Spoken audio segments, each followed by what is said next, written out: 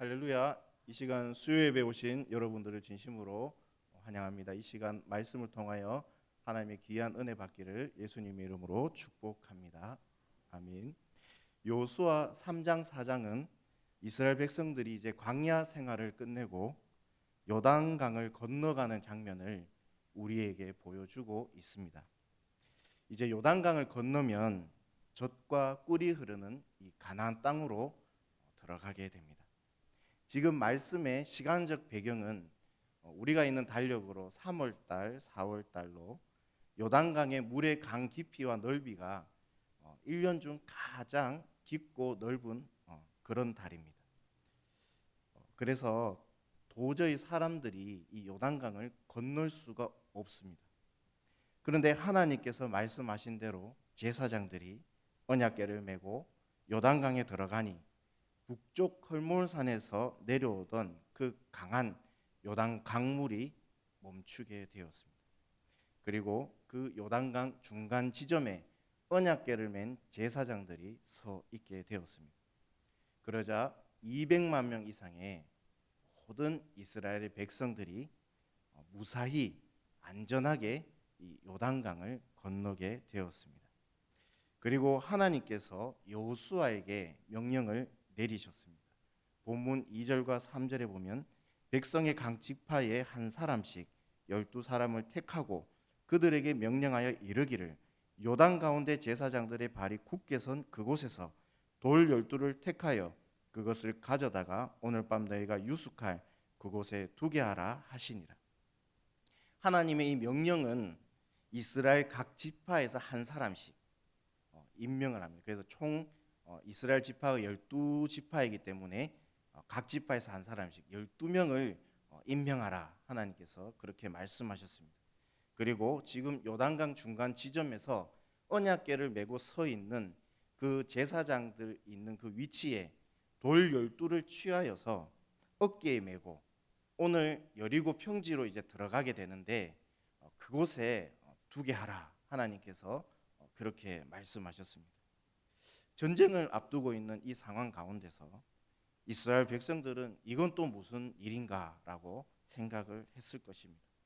그러나 여호수아와 이스라엘 모든 백성들은 하나님 말씀에 순종했습니다.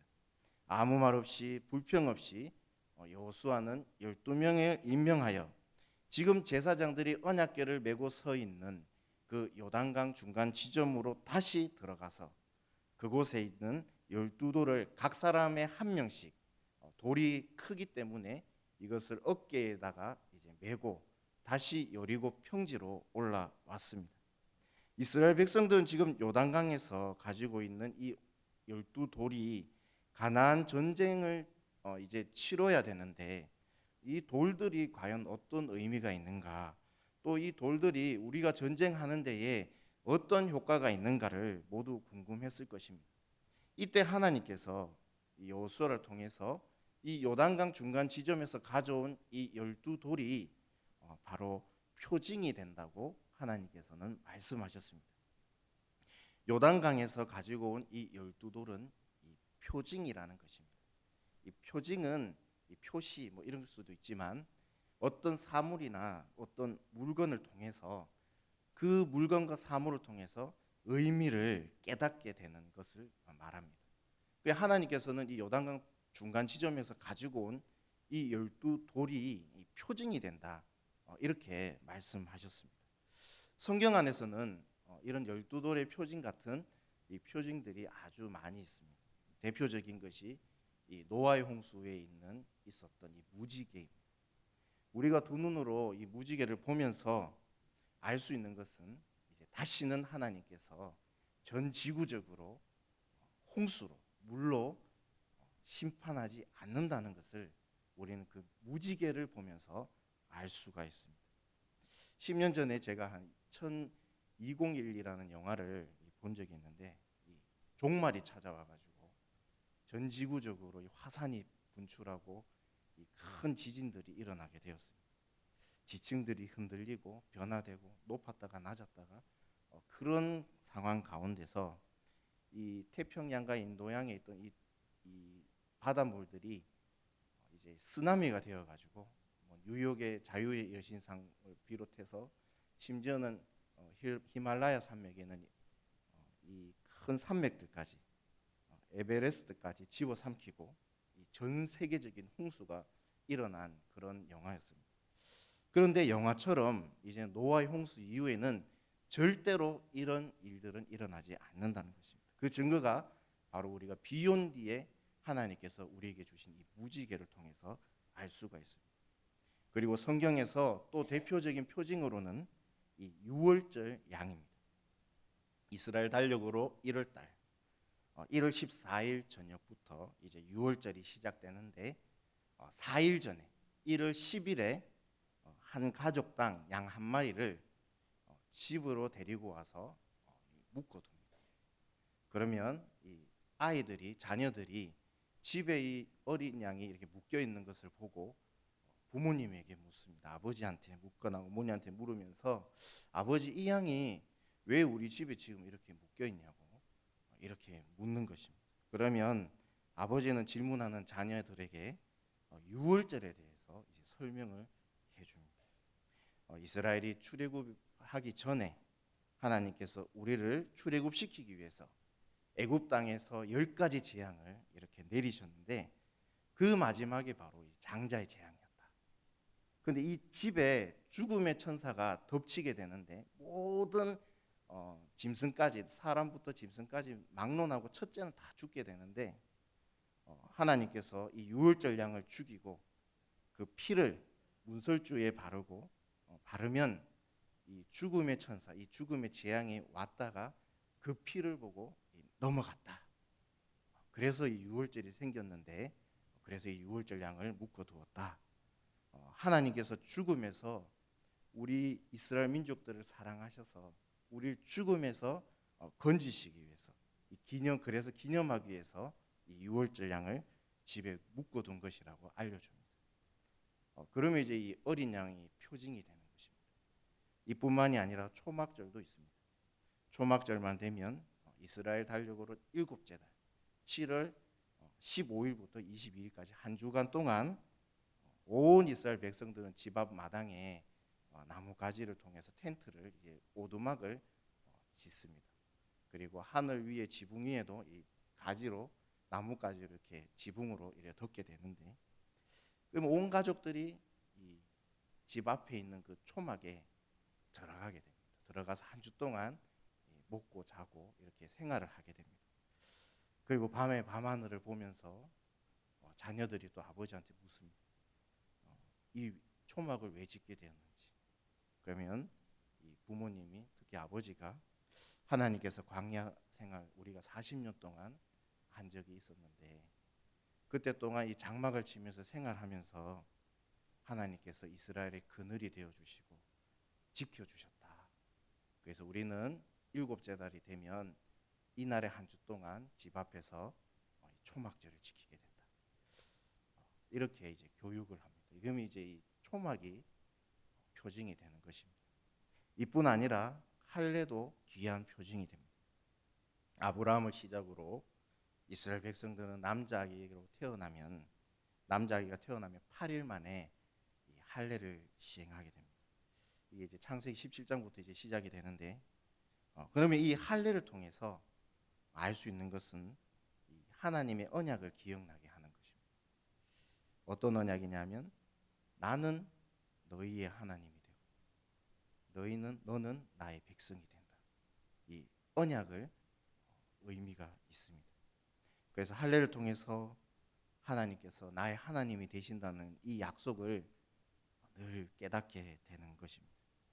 그래서 표징을 통해서 표징을 보면 그 의미를 보면서 하나님의 마음을 알고 또 우리에게 은혜를 주는 그런 수단인 것입니다. 이스라엘 백성들이 하나님 말씀에 순종해서 이 건너지 못할 요단강을 건넌 후에 이 돌 12돌을 가지고 오라고 한 것은 이 돌 12돌이 바로 이스라엘 백성들에게 표징이 되기 때문입니다.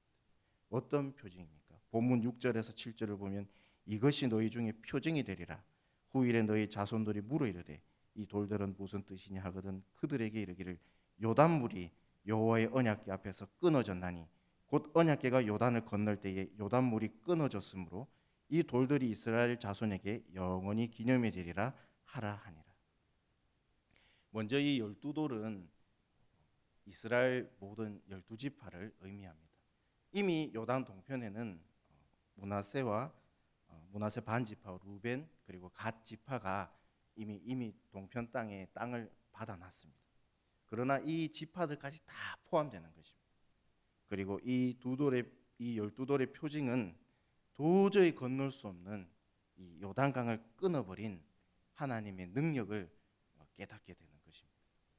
따라서 이스라엘 자손들이 이 돌들이 무슨 뜻이냐라고 물으면 본문 6절, 7절에 두 번 반복해서 말합니다. 요단물이 끊어졌나니, 요단물이 끊어졌으므로 라고 말씀합니다. 절대로 건널 수 없는 이 요단강을 하나님께서 끊어버리시고 이스라엘 백성들이 안전하게 건너간 것입니다. 그래서 이 사실을 잊어버리지 말고 영원히 기념하기 위해 이 12돌을 취하라는 것입니다. 그리고 하나님께서는 또 이 12돌을 취하여서 지금 언약궤를 메고 있는 제사장들이 서 있는 요단강 중간 지점에 이 12돌을 또 세우라는 것입니다. 여호수아 4장 9절 말씀이 여호수아가 또 요단 가운데 곧 언약궤를 맨 제사장들의 발이 선 곳에 돌 12돌을 세웠더니 오늘까지 거기에 있더라. 이 말씀을 보면 또라고 되어 있습니다.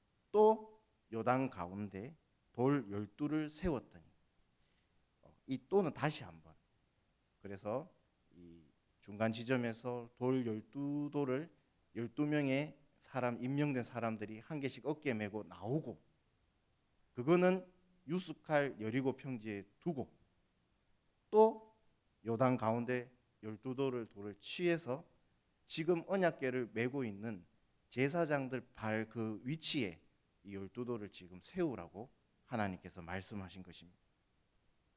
이제 요단강을 제사장들까지 건너가면 이제 멈춰 서 있는 요단강 물은 다시 사해 쪽으로, 남쪽으로 강하게 흘러갈 것입니다. 그러나 요단강 물은 사해로 흘러가지만 세워진 12돌은 흘러가지 않고, 그게 얼마나 크냐 하면 흘러가지 않을 정도, 흘러가지 않고 그 자리에 서 있을 것입니다. 지금은 우기라서 이 물에 잠겨서 이 돌 12돌을 볼 수는 없지만, 이제 다시 건기가 시작되면 요단강의 물은 다시 급속도로 줄어들고 말라버릴 것입니다. 그러면 이 중간에 세워진 12돌을 누구나 볼 수 있습니다. 이것은 하나님께서 건기에도 잊지 말고 이스라엘 백성들이 이 12돌을 보면서 하나님께서 능력으로 요단 강물을 끊어버린 사실을 잊지 말라고 보여주신 것입니다. 앞으로 이스라엘 백성들이 가나안 땅에 들어가면 그냥 가서 땅을 얻는 것이 아니고 그곳에 있는 강한 가나안 민족들과 이제 전쟁을 치러야 합니다. 전쟁을 통해서 이 땅을 얻습니다. 가나안 민족들은 모두 이스라엘 백성들보다 강합니다. 강한 무기를 가지고 있고 강한 부대를 가지고 있습니다. 그리고 높은 성곽을 가진 이 성을 가지고 있습니다. 실질적으로 지금 이스라엘 백성들 전력으로 가나안 민족과 붙으면 이스라엘 백성들은 100% 전멸되게 되어 있습니다. 그런데 이제 이스라엘 백성들이 가나안 땅에서 이제 들어가서 기억해야 되는 것이 있는데, 무엇을 기억하느냐면 이 세워진 12돌을 기억하는 것입니다. 또 앞으로 길갈에 세워질 12돌의 표징을 기억하면 되는 것입니다. 그러면 하나님의 능력이 나타납니다. 하나님께서 요단강 물을 끊어버린 것처럼 이 가나안 민족들을 끊어버리시기 때문입니다.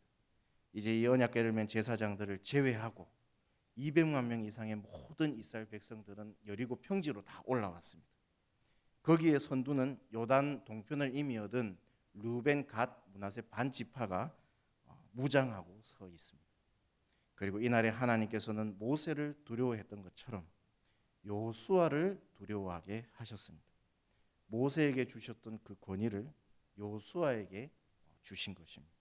모든 이스라엘 백성들은 이제 여호수아를 모세처럼 두려워합니다.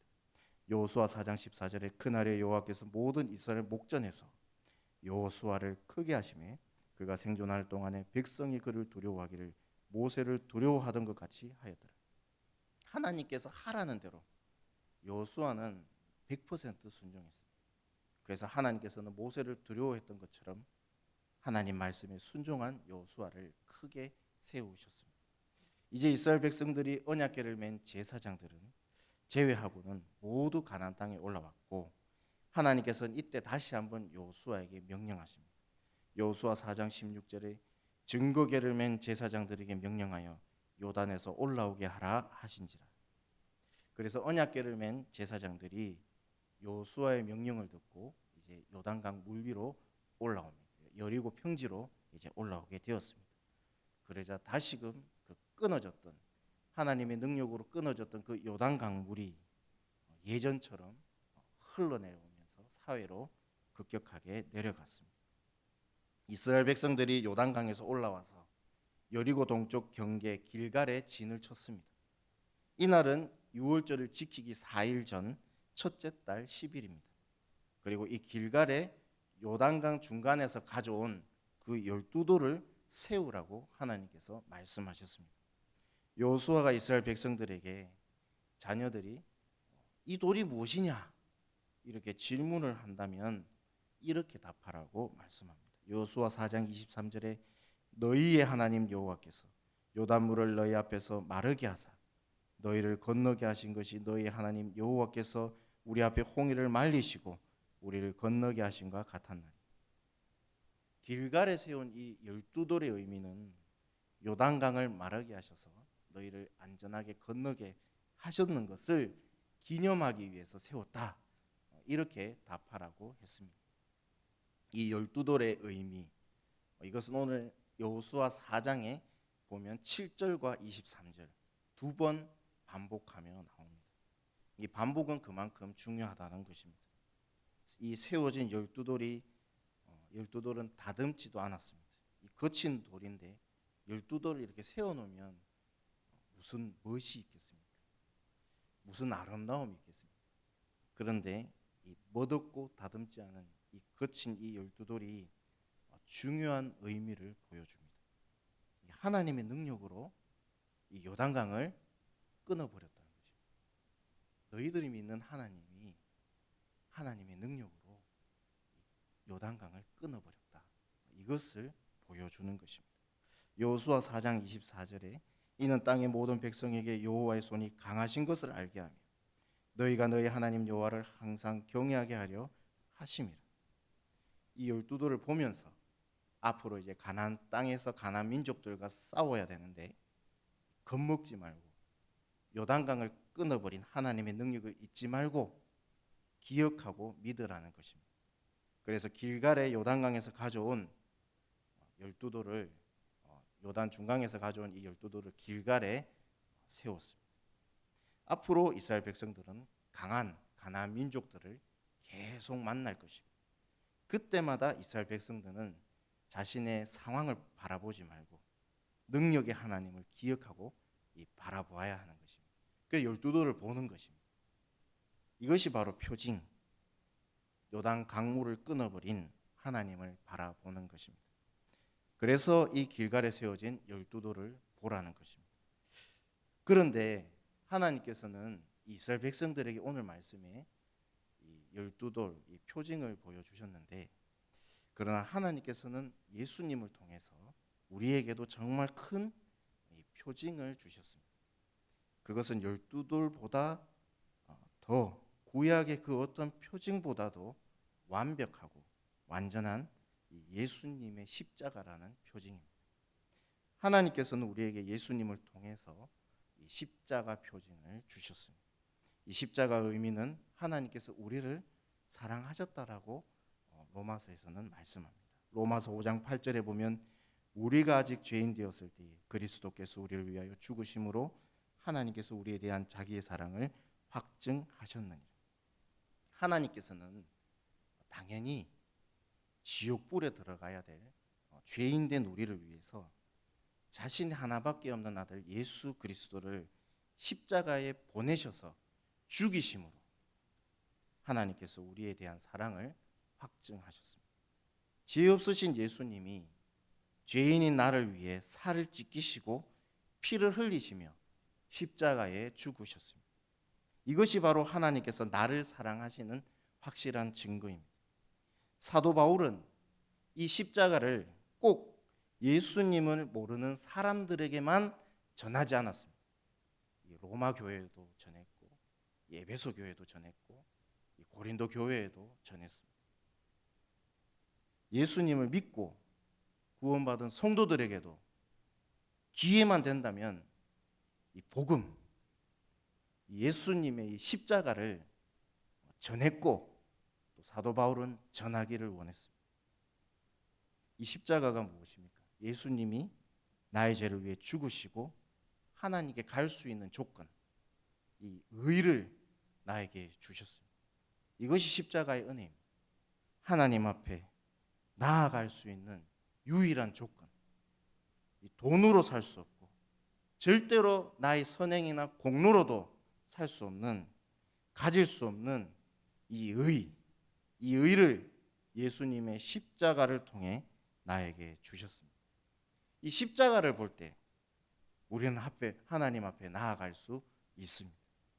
아무리 내가 자격이 없어도 이스라엘 백성들이 길갈에 세워진 이 12돌을 볼 때마다 하나님의 능력을 깨닫는 것처럼 십자가를 볼 때마다 하나님 앞으로 나아갈 수 있는 것입니다.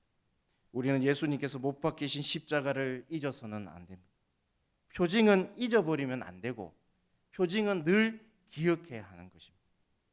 약 한 100년 전에 영국의 스펄전 목사님 계셨는데 침례교 목사이면서도 당시에 강한 능력의 설교를 통해서 많은 사람들이 은혜를 받고 또 하나님께로 돌아왔습니다. 이 스펄전 목사님은 특별히 십자가 설교를 많이 하셨고 또 십자가의 능력에 대해서 전하셨습니다. 그런데 어느 날 서재실에서 매일 그렇게 습관적으로 또 동일한 시간에 이 스펄전 목사님은 본인의 이 서재실에서 앉아서 이 설교 준비를 이렇게 하고 있었습니다. 그때 이제 설교 준비를 하고 해서 출출할 수도 있으니까 이 스펄전 목사님 사모님이 이제 노크를 하고 들어왔습니다. 그리고 집중하며 이 설교를 준비하고 있는 스펄전 목사님 옆에 이 간식을 이렇게 갖다 놓았습니다. 갖다 놓고 이제 뒤를 돌아서서 가는데 갑자기 이 스펄전 목사님이 아이처럼 강하게 막 우는 것입니다. 어깨를 들썩이면서 막 혼자 우는 거예요. 그 사모님이 이제 너무 놀래가지고 아니 여보 무슨 일 있어요? 이렇게 물었어요. 그런데도 그 질문에는 답하지 않고 계속 막 들썩이면서 우는 겁니다. 아이처럼. 그러다가 이걸 그냥 이렇게 보고 있다가 이제 스펄전 목사님이 어느 정도 울고 나서 눈물을 이렇게 닦으면서 사모님한테 얘기를 하는 겁니다. 내가 십자가 설교를 하고 십자가 능력을 전하는데 한 6개월 전부터 이 십자가에 대한 감격이 사라졌다. 근데 이게 나는 너무 괴롭고 그러면서 이제 십자가 설교를 하고 십자가 능력에 대해서 얘기를 하니까 얼마나 괴롭겠습니까? 근데 그 무려 6개월 동안 그러다가 이제 이게 울음이 쌓였는데 마침 사모님이 간식을 가지고 들어오는 그 시간에 이제 그게 터져버린 거죠. 그래서 결국은 이제 다시 회복이 되어서 다시 강하게 십자가 설교를 하고 십자가 은혜를 외치고 십자가의 능력을 다시 선포하게 되었습니다.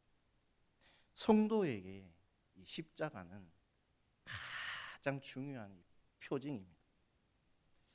이 십자가의 감격을 잃어버리면 성도는 방황하게 돼 있습니다. 뭘 가지고 다 채워지고 자기 소원대로 뭘 사고 다 구입하고 다 잘 되고 해도 십자가 감격이 잊어버리면 이제 방황하는 겁니다. 성도. 그러나 내가 무엇이 안 되고 무엇이 걸리고 이렇게 되는 상황 가운데서 이 십자가의 감격을 찾으면 감격이 넘쳐서 기쁨이 넘치고 찬양이 간격을 다시 찾습니다. 성도는 무엇이든 할 수 있고 무엇이든 감사하고 이렇게 되는 것입니다. 이 십자가에 대해서 사도 바울은 이렇게 소개합니다. 고린도 교회에게 편지를 쓸 때 사도 바울은 고린도전서 1장 18절에 십자가가 멸망하는 자에게는 미련한 것이요 구원을 받는 우리에게는 하나님의 능력이라 이렇게 적었고, 에베소 교회에서는 사도 바울이 에베소서 2장 16절에 또 십자가로 이 둘을 한 몸으로 하나님과 화목하게 하려 하심이라. 원수된 것을 십자가로 소멸하시고 이렇게 적어놨습니다.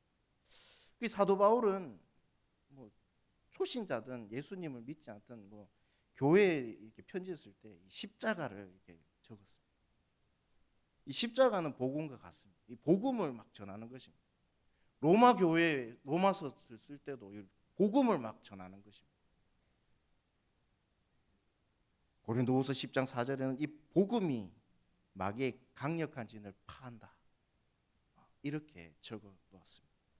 사도 바울은 이 복음의 능력, 복음의 은혜, 십자가의 은혜, 십자가의 능력을 늘 경험하면서 자신이 제수로 있든지 전도를 하든지 늘 이 십자가의 능력과 은혜를 늘 체험한 것입니다. 그러니까 이 교회에 편지를 쓸 때도 이 십자가의 능력에 대해서, 십자가가 어떤 것인지, 복음이 어떤 것인지 이걸 적어서 보내는 것입니다. 스펄전 목사님은 요한복음 19장 30절에 예수님이 십자가에서 마지막 외침 다 이루었다, 다 이루었다라는 이 말씀의 의미를 이렇게 표현했습니다. 구약의 그 많은 약속들과 그 성취들, 구약의 모든 승리와 모든 치유와 모든 회복과 모든 능력을 예수님께서 이 십자가를 통해서 다 이루셨다 이렇게 표현합니다. 우리는 이 십자가가 하나님께서 주신 최고의 표징임을 우리는 믿어야 합니다. 예수님께서 못 박히신 이 십자가는 이 황금색으로 칠한 번쩍이는 그런 화려한 그런 십자가가 아닙니다. 이 세상에서 제일 크기가 큰 그런 십자가도 아닙니다. 피 한 방울 없고 깔끔하고 세련된 십자가도 아닙니다. 이런 십자가는 십자가의 능력도 없고 십자가의 은혜도 없습니다. 예수님께서 못 박히신 이 십자가는 낡고 울퉁불퉁하며 거칠며 예수님의 피가 자욱자욱마다 그 십자가의 얼룩으로 묻어있는 십자가입니다. 그래서 멸망한 자들에게는 이 십자가는 미련한 것입니다. 예수님께서 지신 이 십자가에 모든 것이 다 있습니다. 하나님의 능력이 있습니다. 혹시 내 자신에게 실망하고 내 자신이 정말 싫습니까? 그렇다면 예수님께서 못 박히신 이 십자가를 바라보십시오. 가정이 회복이 되지 않습니까? 그렇다면 예수님께서 지신 이 십자가를 바라보십시오.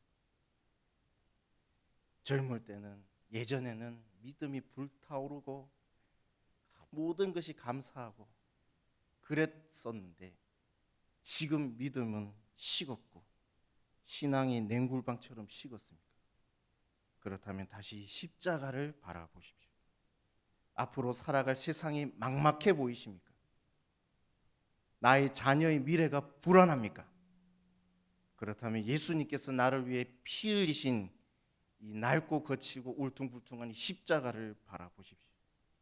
그러면 반드시 회복이 있고 하나님의 능력이 나타나고 우리에게 반드시 승리를 주십니다.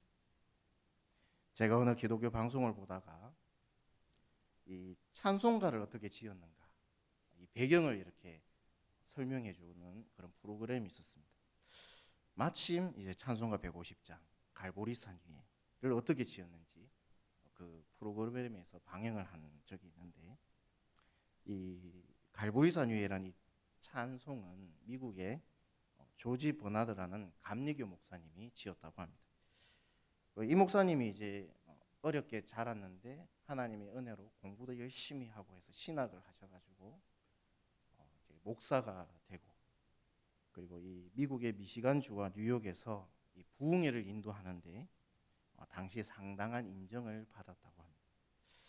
그런데 문득 자신이 전하고 있는 이 십자가, 많은 사람들한테 전한 이 십자가에 대해서 본인이 이제 고민에 빠지게 되었습니다. 나는 얼마나 이 십자가를 알고 있는가? 나는 이 십자가에 있는 이 능력을, 은혜를 얼마나 내가 깨닫고 있는가? 그걸 생각하다 보니까 정작 자신은 사람들에게 십자가를 전하고 십자가의 능력을 전하고 십자가의 은혜를 전하는데, 정작 본인은 이제 그게 얼만큼 내가 능력을 알고 전하는가에 이 고민에 빠지게 되었습니다. 그리고 괴로움이 찾아왔다고 합니다. 그래서 이 십자가의 의미와 능력을 더 깊이 알기 위해서 며칠 동안 자기 그 집벽에 이 나무 십자가가 이렇게 있었는데 그 밑에서 눈을 감고 기도를 했다고 합니다. 하나님, 내가 이제 십자가의 의미, 십자가의 은혜에 대해서 내가 좀 알고 싶다고, 그렇게 며칠 동안 그렇게 기도를 하게 됐는데, 근데 이때 이제 환상을 이제 보게 되었다고 합니다. 그 환상에서 이 버나드 목사님 위에 이 십자가에 예수님께서 이렇게 못 박히시고 피 흘리시면서 이 버나드 목사님을 아래로 이렇게 쳐다보고 있었다고 합니다. 그러면서 이 십자가에서 흐르는 그 피가 이 버나드 목사님의 머리와 얼굴과 온몸을 이렇게 적셨다고 합니다. 이때 눈을 뜬 버나드 목사님이 이 눈물을 흘리면서 찬양을 부르고, 그리고 자신이 기타를 가지고 이 찬양시를 짓게 되었는 것이 우리가 지금 부르는 이 찬송가 갈보리산 위에라고 합니다. 십자가는 예수님께서 하나님의 말씀 안에는 약속, 승리, 성취, 모든 좋은 것들이 다 완벽하게, 완전하게 모두 다 들어가 있는 그런 완전한 능력의 징표입니다. 오늘 구약에서 길갈에 세운 12돌을 보면 이스라엘 백성들은 하나님의 능력을 보게 됐지만 우리는 그것보다 더 완벽하고 더 완전한 징표 십자가를 통해서 하나님의 능력을 경험하게 됩니다. 우리가 낡고 거치고 울퉁불퉁하고 예수님의 피가 자욱자욱 얼룩으로 있는 이 십자가를 잊지 않고 우리가 바라볼 때 우리는 반드시 하나님의 능력을 받고 승리하게 됩니다. 회복하게 됩니다. 이 십자가를 통해 하나님의 능력을 경험하시기를 예수님의 이름으로 축복합니다. 아멘. 기도하겠습니다.